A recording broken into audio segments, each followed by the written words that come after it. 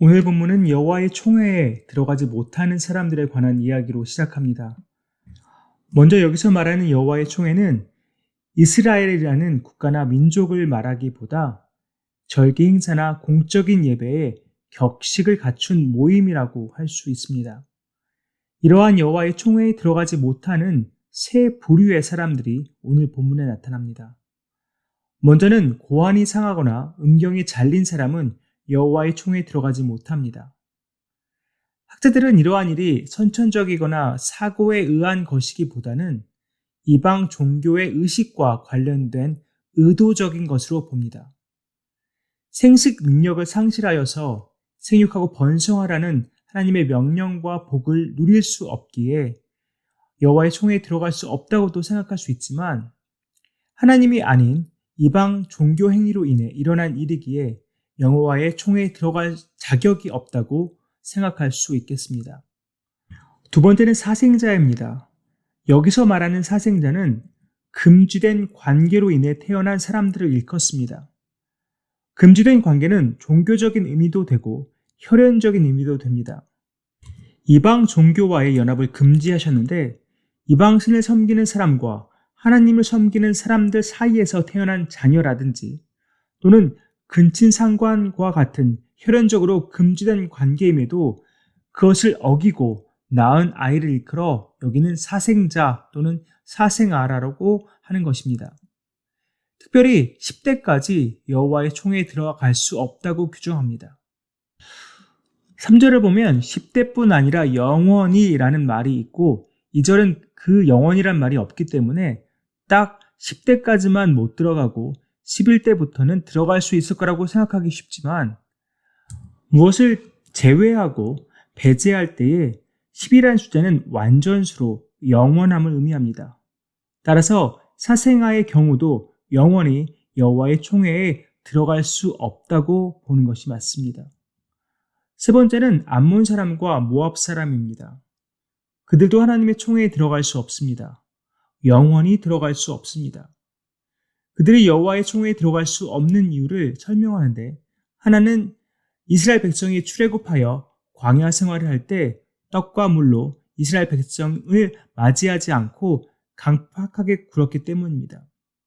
특별히 모압 족속은 선지자 발람을 돈으로 고용하여서 이스라엘 백성을 저주하려고까지 했습니다. 또 하나 고려해야 할 부분은 암몬과 모압 족속의 탄생 배경입니다.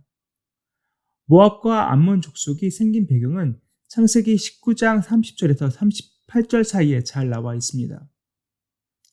간략하게 요약하자면, 하나님께서 소돔과 고모라 성의 타락을 심판하시면서 롯 가정에게는 피할 길을 주셨습니다. 그런데 롯의 아내는 탈출을 하다가 미련을 못 버리고 뒤를 돌아보아서 소금 기둥이 되고 맙니다. 롯과 두 딸만 남은 상황에서 두 딸은 후손을 이어가겠다는 생각으로 아버지를 술에 취하게 한 다음에 동침하여서 임신을 합니다. 이는 엄연히 근친상간의 죄를 범한 것입니다. 이렇게 얻은 아들들이 모압과 암몬 족속의 선조가 되었고, 결국 그들은 이스라엘 백성의 걸림돌이 되었습니다. 5절을 보면 하나님께서 발람을 통하여 이스라엘을 저주하려는 것을 축복으로 바꾸신 것을 볼 수 있습니다. 그러나 결국 이스라엘 백성은 발람의 꾀에 넘어가서 여호와 앞에 범죄하여 연병으로 수많은 사람이 죽는 비극을 맞이하기도 했습니다. 그러한 이유에서인지 모압과 암몬 족속에 대하여는 평안함과 형통함을 영원히 구하지 말라고까지 말씀하십니다. 이렇게 하나님은 세 부류의 사람들은 여호와의 총회에 들어오지 못하게 하셨지만, 야곱의 형인 에서의 족속, 에돔 족속과 그리고 이스라엘 백성이 객으로 지냈던 애굽의 사람들에 대해서는 조건부로 여호와의 총회에 들어갈 수 있게 하셨습니다. 3대가 지난 다음부터 여호와의 총회에 들어갈 수 있도록 허용하십니다. 특별히 오늘 본문에서 우리의 삶에 적용하고 싶은 부분은 여호와의 총회에 들어가지 못한 세 부류 사람들입니다. 물론 표면적으로나 신체적으로 적용할 부분을 찾기는 어렵습니다. 그러나 우리가 영적인 눈으로 그 사람들을 바라볼 때 우리에게도 적용할 부분이 있지 않나 싶습니다. 세 부류의 사람들의 공통점은 혼합이 되었다는 것입니다.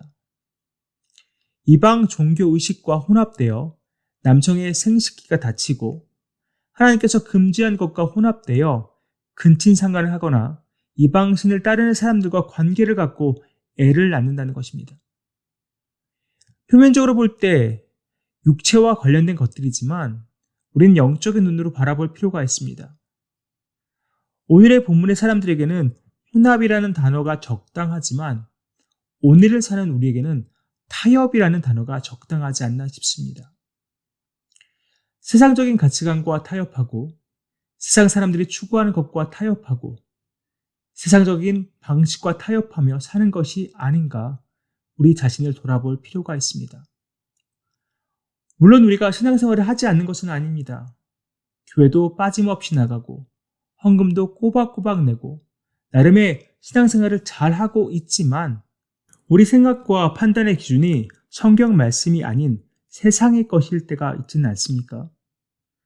우리가 세상과 타협하며 살기 때문에 이스라엘 백성이 여호와의 총회에 들어가지 못한 것처럼 교회 공동체와 예배를 참석하지 못하는 것은 아닙니다.